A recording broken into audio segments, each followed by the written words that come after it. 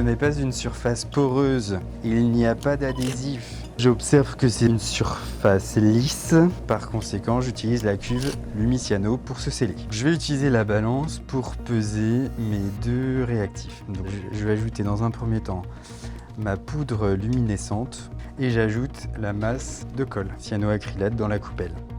Donc là je vais prendre ma coupelle et je vais l'insérer dans la cuve Lumiciano. Mes deux réactifs sont prêts. Donc là je vais faire mon témoin pour valider ma technique analytique. Là, on peut voir mon empreinte digitale sur la lame, composée de gras, et à l'intérieur, il y a des acides aminés. Je vais la mettre dans la cuve Lumiciano pour voir que la technique fonctionne. Au niveau des réactifs, j'ai mon scellé, j'ai mon témoin, j'ai mes réactifs, je lance ma technique pour 30 minutes. Les vapeurs de colle vont se déposer sur les acides aminés pour colorer les crêtes qui composent ma trace papillaire. Je peux observer différentes traces papillaires sur ce scellé. Sur mon témoin positif, j'observe l'empreinte digitale que j'avais déposée. Par conséquent, le gras a été coloré en blanc grâce aux vapeurs de colle dans cette enceinte de Lumiciano. Donc j'observe les traces sur le scellé.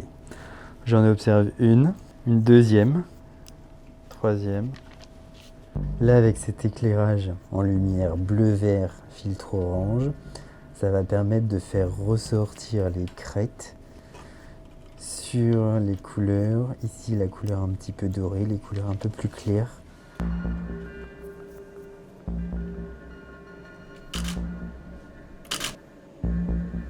Elle est magnifique. Ça, c'est la pige pour l'envoyer au fade. Une pige est obligatoire pour avoir la taille de la trace. Première minutie. Je continue. J'observe ici deux crêtes, deux, qui bifurquent en une seule minutie. Deuxième point. Je suis à 6 points caractéristiques, 6 minuties.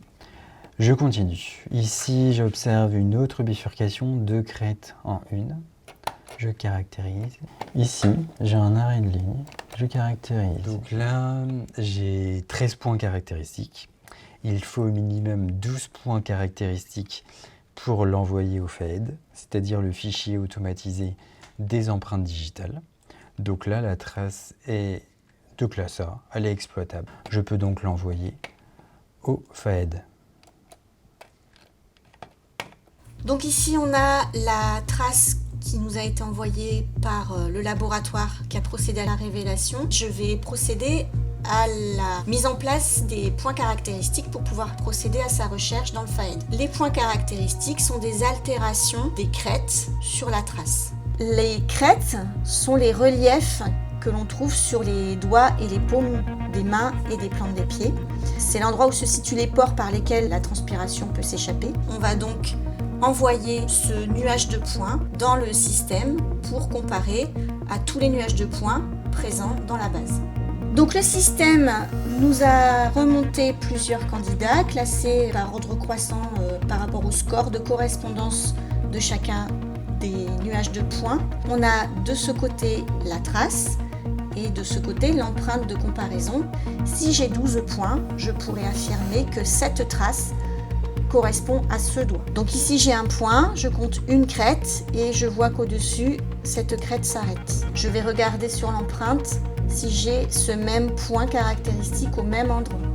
Si j'ai 12 points, je pourrais affirmer que cette trace correspond à ce doigt.